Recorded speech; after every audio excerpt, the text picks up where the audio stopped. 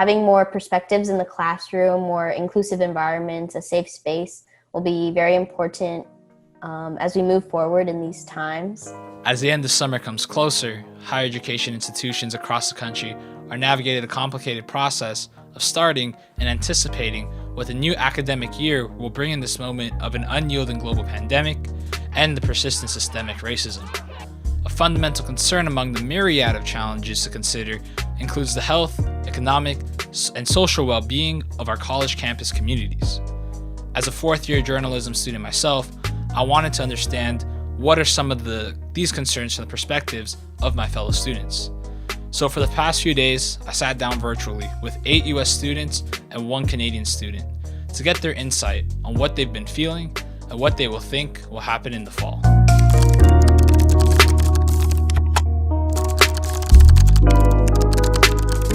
So why don't you just start out, give me your name.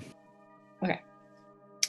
Hi, I'm Frankie. My name is Miguel Carrion. Crystal Diaz. I'm Stefan Jones. Maryam. Ryan Paglinawan. Mary. Leonardo Mattone. I'm Dannia Pena, and I am a first year in college. This isn't the first time we've had to deal with online distance education. Since the outbreak of COVID-19 in North America this past spring, schools had to shut their doors and send their students home to finish the rest of the academic year. It's definitely an interesting turn of events because I was expecting spring quarter to be in the dorm still.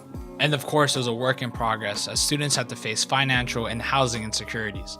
And at the end of May and the beginning of June, students began experiencing and participating in the global outcry for racial justice.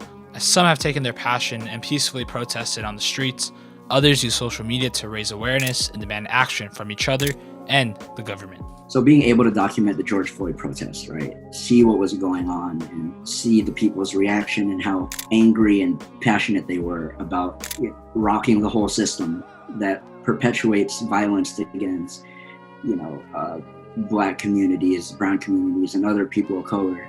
It was really a sight to see. On top of the ongoing fight for racial justice, North America is facing the consequences of the mishandling of the coronavirus pandemic, which saw states close again after premature openings because cases began to rise before they even began to fall.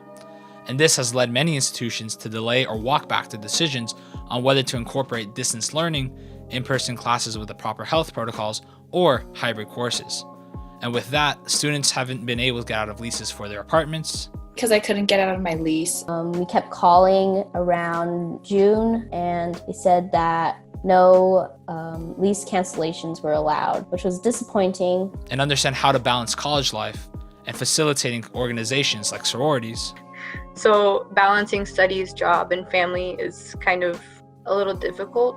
And it's really tough because you don't get that in-person connection and you can't see the interaction between other girls in the house. We had to really strategize on how to convey our sisterhood and why people even want to be in it. And for the students that are studying courses that need lab or studio work, they have been left with either having to somehow replicate that online or step back into the physical classroom. But yeah, just in terms of those like in-person hands-on labs that's really hard to do. Because even if they make like a virtual setup and they're like, I don't know how they're going to do that. Some virtual software where you can move parts as if you're doing it in person. It's not the same. I chose to go in person. Those classes were really, really small. They have 4 or 5 people, or 5 students in each class. So I was like, okay, it's probably safe if I can go in person and social distance in the classrooms and still wear a mask. As the students are either adapting to another learning experience or trying to find money to cover a lease, or they're still struggling to find secure internet connection or a space to study, there's some things that us students want our professors to remember and to understand. Leniency, there needs to be really more of that. Flexibility in instruction and also in learning, so both sides, with the professors offering a certain way of teaching and then also the students get to explore new ways of learning and having their education online. That's about all they can do, and make sure that they're always available. It is one thing to talk about it, but we students and also our professors must do and act upon this during the upcoming school year, which requires a lot of empathy, communication, and creativity. And for Stefan Jones, he feels that if the professors know who their students are and how they are doing, then the learning environment will be more cohesive and more positive, even if it's online. I'm pretty sure I'm the only Black person in that class, but I really forget about that, of the whole demographic divide, because I feel very comfortable and happy in that class. Like, both of my professors do a great job of engaging with us and making sure we're having a good morning. Just being able to have that regular everyday conversation goes a long way. After we go about these suggestions and cultivate the relationships with our peers and most importantly our professors, we could also build a connection to the administration, which deals with the decisions of an institution. Whether it regards financial or health issues, having the support and collaboration with professors could help us bridge that connection. And I think a big thing that we've learned this past summer, especially with the Black Lives Matter movement, is that like young people, our voices, they can be heard and we can make big changes.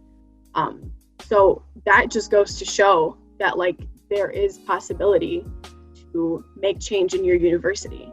And when we add everything together, the impact inside the classroom is just as great outside of the classroom, because it's what we learn on the inside will greatly affect what we do on the outside. And to do that in these times, we can still foster the sense of a community of a college campus online or in person. Honestly, that sense of community is something that I feel is just so deeply ingrained with seeing other students face to face that I don't know if there's that much universities can really do aside from what schools like Hunter have done with online events. But I definitely see that sense of community in Hunter and other universities.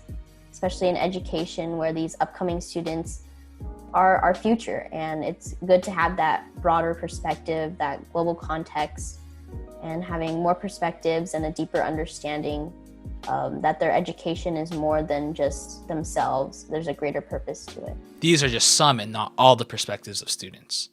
We have to remember that some of us are in prime position to succeed, or others are involved in intercollegiate athletics, which in itself is a complicated issue. And others are still working the essential jobs that require them to step away from studying to help others during these times. And we need to remember that professors are in the same boat as us. And in order to find progress and to be productive this year, we need to make sure that we all know in one or more ways we are all going to go through this together in communion and community. With the proper steps in understanding where students and professors are at, we can continue to navigate these times with things being known. So if I could say anything to professors, I would definitely say good luck and thank you, because all of your efforts, all of their efforts are what are going to help students in need right now the most.